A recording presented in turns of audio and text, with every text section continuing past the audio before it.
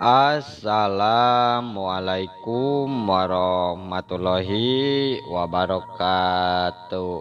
Wilujeng tepang dangu deui sareng mangkingce.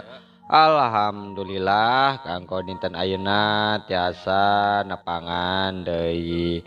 Satacana dipedar ieu sim kuring nganuhunkeun kana tos like, komen sareng subscribe-na nya atur nuhun. Atuh di mana wae ayeuna mugia dipaparinan kasehatan sareng digampilkeun dina milari rezekina amin. Masih nyarioskeun akibat muja ka juring bagian ka 38-nya. Ieu karya Mang Nyalira sanaos basajan oge mudah-mudahan janten hiburan. Kumaha lajengna ieu cariyos mangga urang kawita.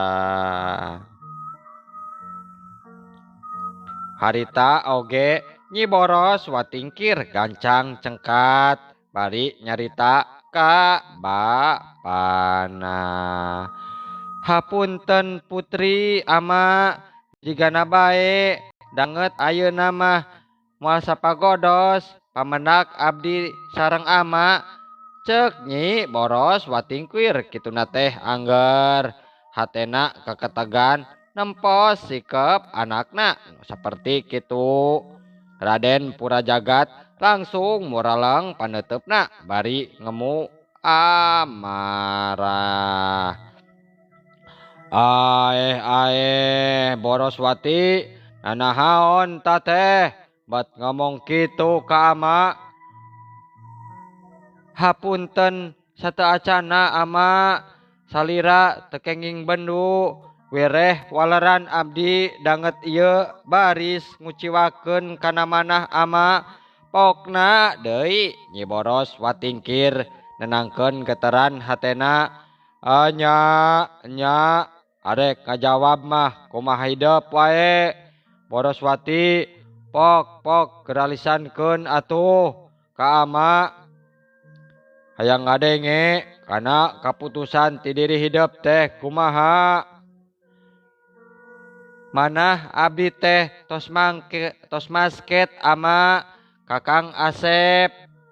Kalahkah kumaha oge kedah tiasa ngarabut deui Kang Asep tina leungeun-leungeunna manusa ti bangsa-bangsa siluman anu nyobaan rek misahkeun kana hubungan antara abdi sareng Kang Asep kitu manawi amama.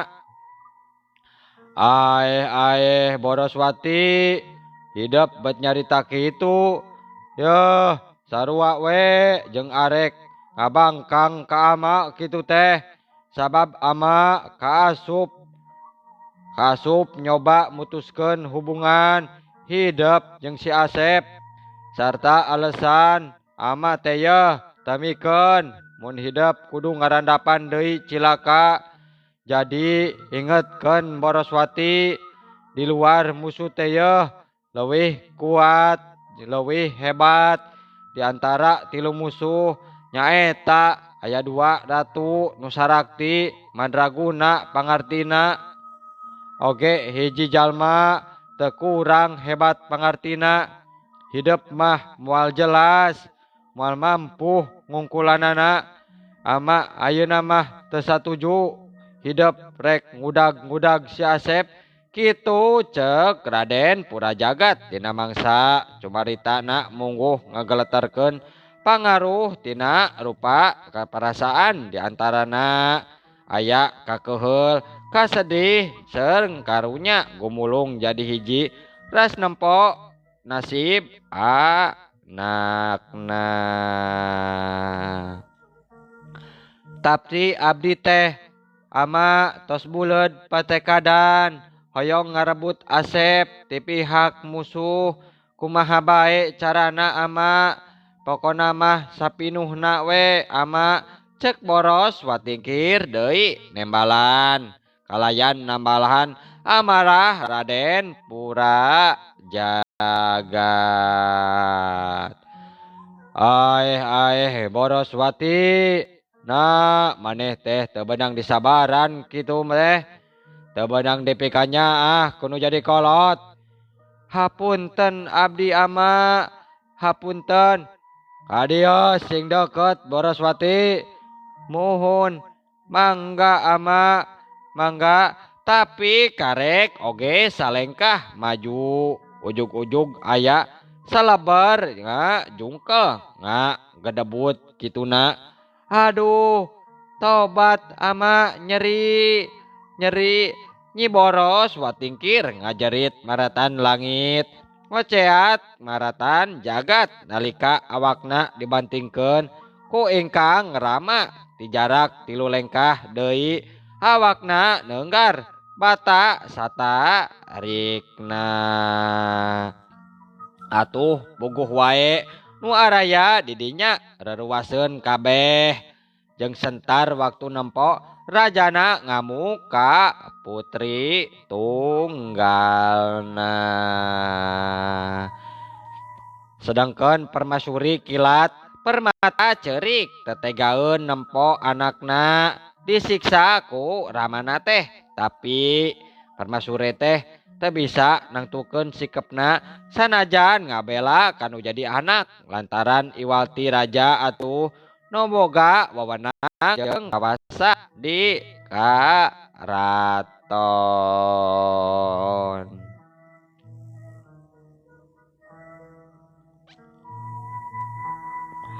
Nya Nyi Boros watingkir hudang lalaunan bari sumengir nahan kanyeri, tapi seetik oge dirina taniat rek ngalawan sanajan disiksa habenan. Ama kumaha Boroswati, rek tetep maneh teh dina pamadegan nu tadi atawa rek nurut jadi kanu jadi kolot ieu teh? Muhun ama, muhun. Pamadegan abdi mah tetep wae, tetep jiga nu tadi. Kurang ajar maneh teh Boroswati, hiat deui Raden Pura Jagat. Geus bisa geus teu bisa nahan amarahna, leungeunna mata hiuk wae nenggel deui. Alah, tobat ama, cengkang koleang ngagedebut. Nyi Boros watingkir ngagero tarik bari ngajengkang ka tukang dibantingkeun deui ku Raden Pura Jagat.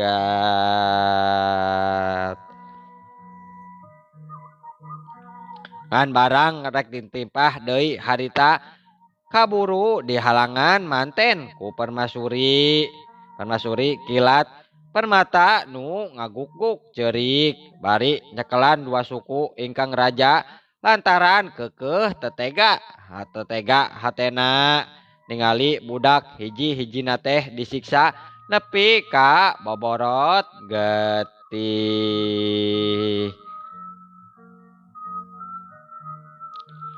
Heg atuh Nyai, anak urang mah moal disiksa terus-terusan, tapi tetep kudu aya hukuman sejen anu lumaku kalayan teu bisa dipungpang deui. Kumaha Boroswati, saya ge mun ku ama dihukum? Mangga ama, pami eta mangrupi hiji kaputusan nu sae ti ama. Mangga geratibankeun wae hukuman naon anu baris ditibankeun ka diri abdi teh ama. Hukuman ti ama mangrupa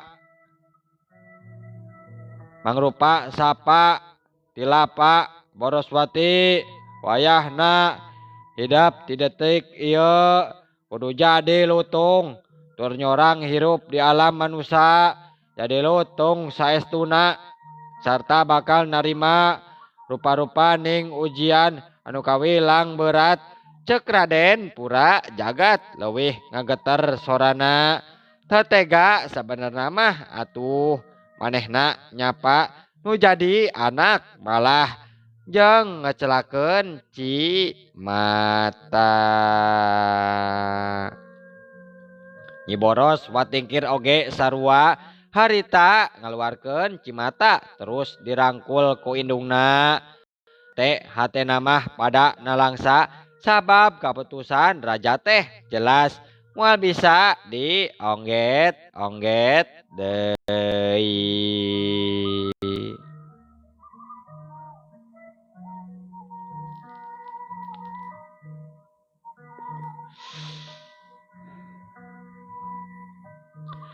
Mangga ama ditampi ku abdi panyapa teh ama abi dijantenkeun lutung.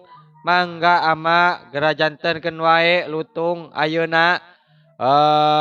Tapi ujiana kawilang berat Boroswati, nu bakal sanggup narimana engke. Cek Raden Purajagat gitu. Tapi Nyi Boros watingkir memang geus sapinuhna narima kanyataan naon bae oge sarta janji moal ngarasula disapa ku bapa dijadikeun lutung. Kanyahoan kudu hirup kalayan jadi sato saujaratna di alam manusa. Abdi siap ama, siap jadi lutung. Teu kedah cangcaya deui ka abdi. Margi abdi tos siap nampi sapinuhna janten sato anu ngeusian kahirupan di alam manusia. Mangrupi tebusan kalepatan abdi ka ama Boroswati. Tapi anjeun kudu nyaho kumaha beratna ujian. Mangsa jadi sato mangrupa lutung sarta hirup di alam manusia ngan lain berat peda hidup jadi lutung tapi berat ku ujiana sabab engke nalika hidup jadi lutung dina hiji waktu bakal panggih jeung Asep nuker nyorang rupa-rupaning bahaya sarta hidup daek teu daek kudu ngabantu kana kararapat si Asep. Awal tul akhir hidup bakal pinanggih jeung ajal dina wujud lutung jeung sukma hidup bakal bisa mulang deui ka ieu karaton kalawan mawa jati diri nu beda. Tur moal waka bisa kanyahoan ku hidup ayeuna eta gambaran teh kudu engke ngalakonan eusina dina eta perkara mangka hidup bakal ngarti kana maksud mama ayeuna. Tah di lebah dieu ama teh masih keneh mere kabijaksanaan kadere hidup nya ku cara mere katangtuan nu lumaku keur hidup engke saterusna anaking. Aya anu bagja keur Nyi Boros watingkir harita sabab rek disapa bakal cenah dipanggihkeun jeung Asep dina hiji waktu matak cek perasaana atoh kacida disapa jadi lutung teh ku bapana lantaran bakal panggih jeung Asep. Sok sanajan kitu bener nyorang rupa-rupa ujian nu bakal karandapan kalayan berat sabab hubungana jeung ancaman pati. Tapi Nyi Boros watingkir mah tepaduli nu penting bener we bakal dirina patepung deui jeung Asep di alam manusa. Pok harita Nyi Boros watingkir nyarita deui.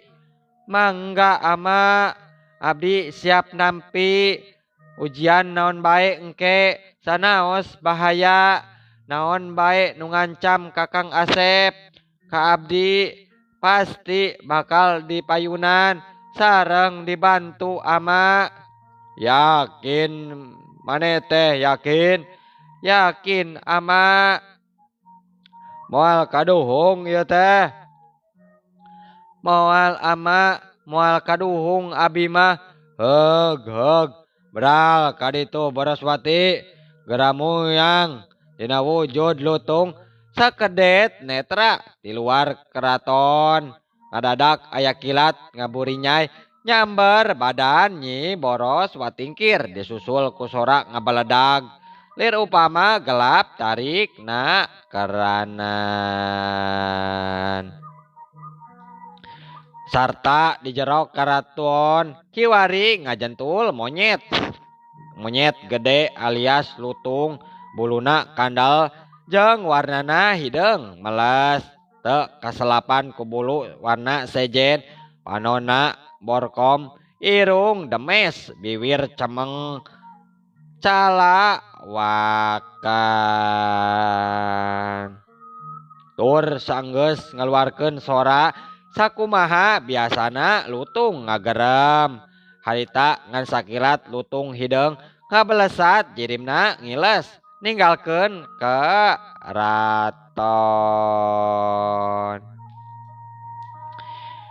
nya permasuri ceurik kanyenyerian ku sabab tetela bapana bener tega nyapa kanu anakna jadi lutung sa jongjonan mah di jero karaton teh jempe kaden kadenge anu cumarita ukur kadang kadenge permasuri nu masih sisimeun tapi seterusna mah Raden Purajagat ngadenge ngedalkeun deui lisan ditujukeun ka Kipatih ngan samemeh ngareret heula ka permasuri kilat permana nu masih keneh ngingha Gos permana ulah ceurik bae sabab anak urang nu disapa ku kakang dijadikeun lutung lain harti rek nyilakakeun lain sabalikna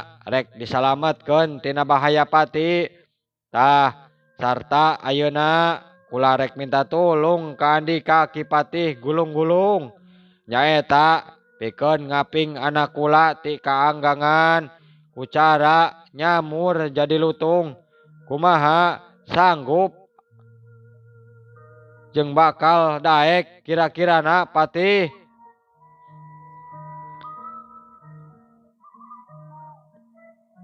cek Raden Purajagat terus negrakeun pamaksudanana kituna ka Patih gulung-gulung sedangkan Kipatih memangna geus sayangeun nyarita ti tadi sabab aya hal nu matak bingung pikeun dirina sabab ongkoh cenah Nyi Boros Watingkir sinapegat hubunganna batin jeung Asep matak terus disapa jadi lutung tapi sanggeusna jadi lutung teh bet bakal panggih deui jeung Asep sarta kasusah Asep kudu dibantuan kituna tungtungna Kipatih gulung-gulung lieur ngotakanana cenah pok harita Kipatih gancang wae nyarita ka ingkang raja unjuk sumanga Raden pancen ti diri salira baris dicumponan kusim kuring nun nanging sateu acana teh iduh bade aya ditaroskeun ngeunaan hiji hal nu matak aneh kanggo sim kuring mah nya kaanehan naon nu dirasa ku Kipatih ayeuna teh pok geura saurkeun ka kaula kieu Raden tapi sateu acana hapunten sim kuring teh sanes lancang kurang ajar ka salira margi nu matak aneh sareng bingung kadenge sim kuring perkawis tuang putri ongkoh salira teh sejak mengatkeun hubungan batin antara tuang putri sareng Asep tuh dugi disapana janten lutung margi salampang ku kaselamatan tuang putra tapi saur salira saatos disapa janten lutung. Nah bat nyebatkeun yen tuang putri bakal pendak deui sareng Asep. Kalayan kudu babakti jeung ngabantu kasusahna sanaos nyawa temsanana eta nu matak aneh kangge Sim Abdi. Sim Adi teh Raden. Nah janten kitu Ki Patih gulung-gulung kituna. Dina unggal nyarita teh sok bari ngagugulung gulung janggot ari panjang nama Samet Dada. Oh eta nu dipake keanehan ku Ki Patih teh. Sumuhun Raden, mangga nyuhunkeun we penjelasana ka Sim Kuring. Heuh, heug, kukula ayeuna urang jelaskeun Ki Patih naon alasanana kula pangna nyapa anak kula jadi lutung, tapi yeuh bet dipagihkeun deui jeung Asep anu jadi bibit berewit panyakit anak kula nyorang pibahayaeun. Jadi kieu yeuh jelasna aslina mah Ki Patih. Anak kula teh mun seug teu disapa lutung manehna tangtu moal bisa diubaran hatena bakal terus maksa mika cinta kasih Asep. Malah teu mustahil dina hiji waktu manehna bakal ngalakukeun tindakan anu memang ngabayakeun keur kasalamatan sarerea khususna keur kasalamatan dirina sorangan. Misalkeun ayeuna yeuh anak kula teh teu disapa ukur dihukum di penjara mangka awal akhir anak kula bisa kabur terus ngalakukeun tindakan nekat ngarebut Asep di pihak-pihak musuh sarta teu mustahil anak kula bakal cilaka. Kabayang ku Ki Patih oge meureun mun anak kula datang ke alam manusia dina wujud saujratna nya kusakali pegat meureun beheungna eleh jajaten ku musuh pasti anak kula paeh jadi siluman burak tapa ngarasakeun pangarti mangrebu-rebu taun deui lantaran ilmu nu ayeuna ti diri kula camal Ki Patih.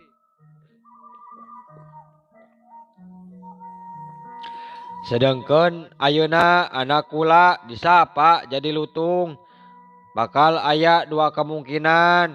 Disapa jadi lutung bakal aya deui nu karandapan nyaeta mangrupa hiji anugerah anu hade. Kahiji anak kula mun geus jadi lutung tangtu bakal pohara rasa cintana ka Asep.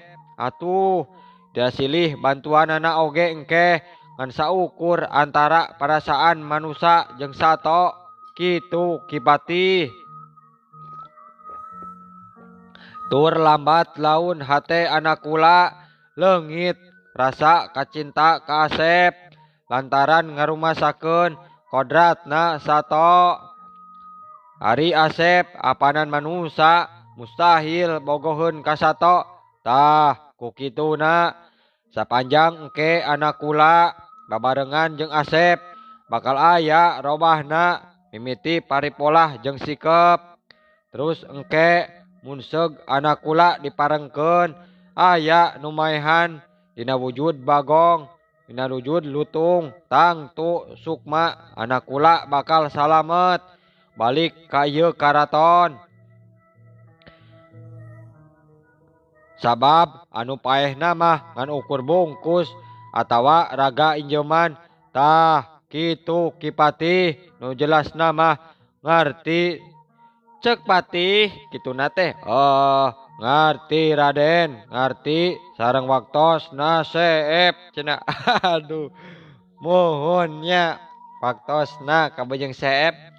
Insyaallah enjing atanapi pageto tiasa dilajengkeun deui dina seri ka-40-nya.